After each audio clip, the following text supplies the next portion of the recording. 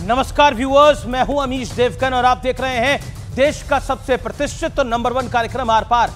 2 दिनों में बहुत बड़ी 2 घटनाएं हुई हैं। एक तरफ पुंछ में इंडियन एयरफोर्स के वीर जवानों पर हमला किया गया, तो दूसरी ओर 26/11 हमले में शहीद हुए हेमंत करकरे के लिए कहा गया कि उनको पाकिस्तानी आतंकी कसाब ने नहीं बल्कि आरएसएस की एक वफादार पुलिस अफसर ने गोली मारी थी।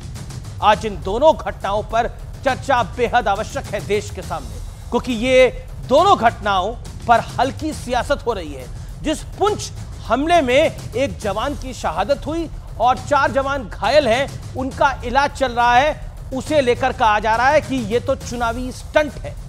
कांग्रेस ऐसा कह रही है। आरजेडी नेता तेज प्रताप यादव का कहना है कि जब भी चुनाव आते हैं पुलवामा जैसे आतंकवादी हमले हो जाते हैं।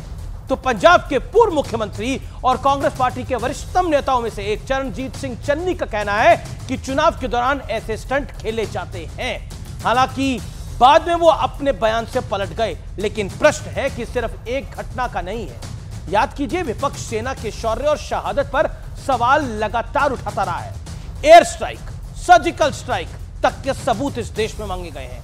सेना के जनरल को गली का गुंडा तक कहा गया है और 2019 में पुलवामा हमले के बाद ममता बनर्जी से लेकर राहुल गांधी तक और प्रोफेसर रामगोपाल यादव तक सबने सवालों की झड़ी लगा दी थी व्यूअर्स। लेकिन बड़ा प्रश्न है, क्या ऐसी हल्की सियासत से विपक्ष का वोट बढ़ जाएगा? क्या मोदी ऐसी सियासत से हार जाएंगे? आज इसी पर होगी देश की सबसे बड़ी बहस, शहादत पर सियासत रिटर्न्स। और मैं बहुत दुख के साथ कह रहा हूं कि हम कसाब को सपोर्ट कर रहे हैं। हमारे कुछ नेता इनडायरेक्टली पाकिस्तान और कसाब को सपोर्ट कर रहे हैं और हमारे नेताओं को लग रहा है कि इस आतंकी हमले पॉलिटिकल स्टंट है।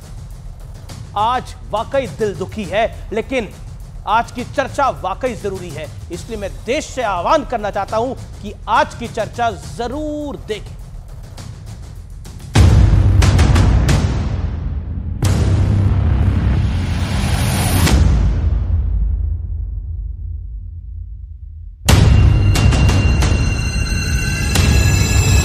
ये स्टंटबाजी हो रही है।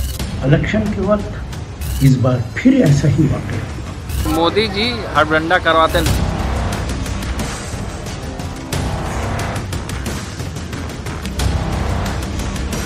ये स्टंटबाजी हो रही है, हमले नहीं हो रहे।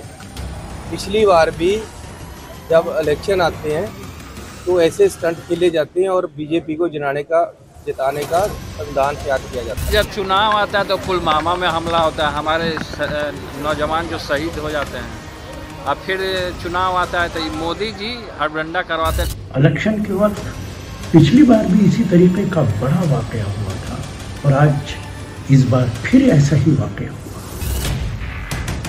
हालांकि विवाद हुआ तो चन्नी ने सफाई भी पेश कर दी कि ये पॉलिटिकली इसको स्टंट बनाकर क्यों बीजेपी यूज करती है, सरकार का इंटेलिजेंस फेलियर क्यों है। ये चन्नी जी नहीं बोल रहे, ये चन्नी जी के अंदर ये 7-8 महीने कनाडा में जो रह के आए हैं मिस्टर ट्रूडो, ये उनकी बोली बोल रहे हैं।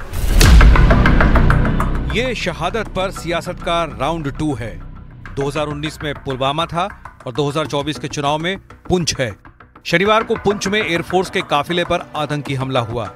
4 जवान घायल हैं, 1 शहीद हो चुके हैं, लेकिन विपक्ष को इसमें भी सियासी मौका दिख रहा है।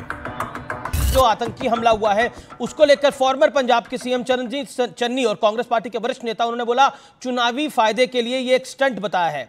देश के सेना के जवानों के काफिले पर हमला हो और एक जवान बलिदान हो जाए और पाकिस्तान के प्रधानमंत्री की तरह यहां बयान दे रहे हैं। कांग्रेस पार्टी कितना गिरेगी, कितने हल्के बयान देगी। क्या कांग्रेस चुनाव जीतने के लिए अब हमारे वीर सैनिकों को भी अपमान करेगी? उधर महाराष्ट्र कांग्रेस के बड़े नेता विजय वडेट्टीवार ने बेहद शर्मनाक बयान देते हुए कहा है कि मुंबई हमले में शहीद पुलिस अधिकारी हेमंत करकरे की हत्या आतंकवादी अजमल कसाब ने नहीं बल्कि आरएसएस से जुड़े एक पुलिसकर्मी ने की थी। हेमंत करकरे साहेबांचा ती गोळी कसाबच्या बंदुकीतली नव्हती, कुठल्या अतिरेक्यातली नव्हती, तर ती गोळी एका पोलीस अधिकाऱ्यांची होती, आरएसएस समर्पित। आपको बाटला हाउस में याद होगा कैसे उन्होंने बहुत ही घिनौना अपराध किया, एक शहीद को कटघरे में खड़े, जनता और कांग्रेस को माफ नहीं। वो शहीद हेमंत करकरे का कि बलिदान का मजाक उड़ा रहे हैं। इस तरह का बयान देकर आप किसको संतुष्ट करना चाहें? सवाल है कि क्या शहादत का अपमान करके कांग्रेस का वोट बढ़ जाएगा? आज इसी पर होगी देश की सबसे बड़ी बहस।